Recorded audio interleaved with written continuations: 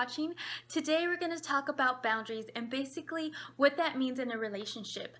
Boundaries are very important in a relationship because they allow you to see where you as a person end and the other person begins. It is one of the key components to a relationship, and if it is not established early, it can lead to many arguments. Okay, so like I said earlier, boundaries are where you as a person ends and the other person begins. But what does this mean?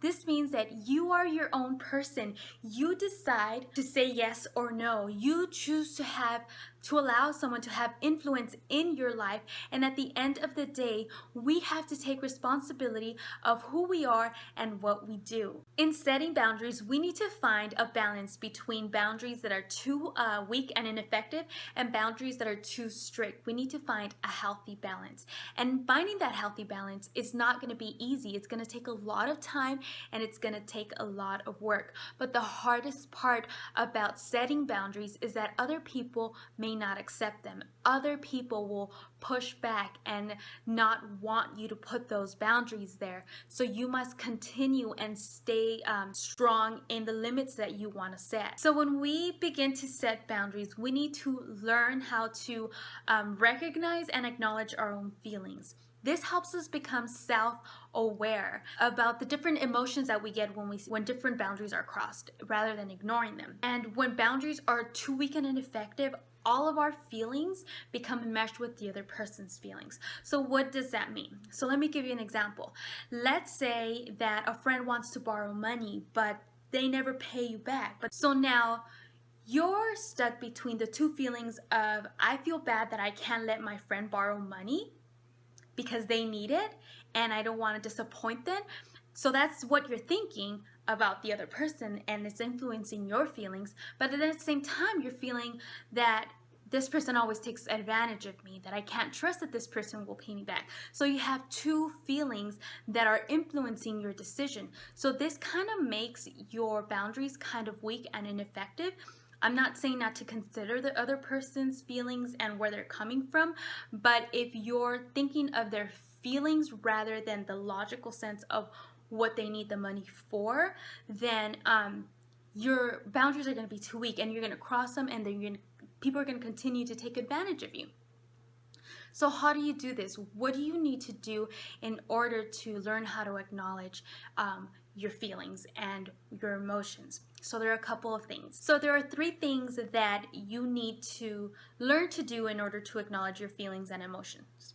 First, you need to recognize when you're becoming overwhelmed, when your emotions are too high. Now, when you're being overwhelmed, you need to learn how to step away from the situation and think about it logically. You need to remove yourself from the conversation, from something that's making you feel overwhelmed. And number 3, and this is probably the hardest part, you need to learn how to make a distinct difference between the feelings that you're feeling and the feelings that the other person is feeling. So you need to distinguish the difference between you and the other person. Another huge component in learning to identify our boundaries, we need to know when our boundaries are actually being crossed. Sometimes we don't realize. We know something's wrong. We know we don't like something, but we don't learn to identify the boundaries that are being crossed. So like I said, the person that's always asking you to borrow money and they never pay you back, you have to identify. That is a boundary I have. People who don't pay me back is a boundary. Or let's say a person who continues to yell at you or maybe disrespects you in front of people. Maybe it's your boyfriend or your friend, and you're like, something about this just feels wrong. Every time they act this way, I feel wrong, but you can't really identify it.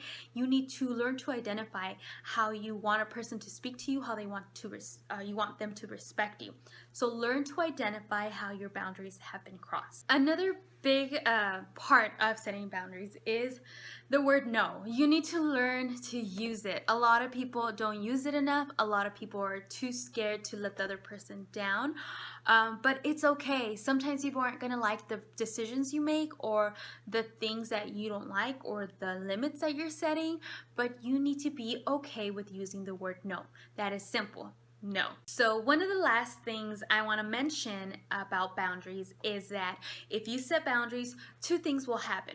Number 1 is that people are not going to like the limits you're setting. And number two, that might cause you to feel guilty. But be okay with that. Be able to sit with the fact that you're not completely pleasing everyone. It's difficult, and sometimes you're not going to please everyone, and you need to be okay with that. So the two things: one, people are not going to like it, and two, that might make you feel guilty, but continue to stay strong in the limits you're setting, because at the end of the day, they're there to protect you. They're not there to hurt the other person. Think of the purpose of the boundary. The purpose is not to hurt the other person. The purpose is to protect you.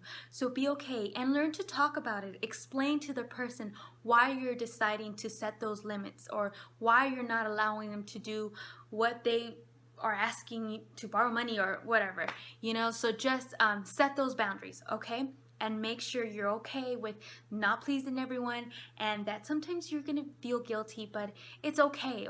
Learn to talk to the person. It's communication that will count there to keep your relationship strong.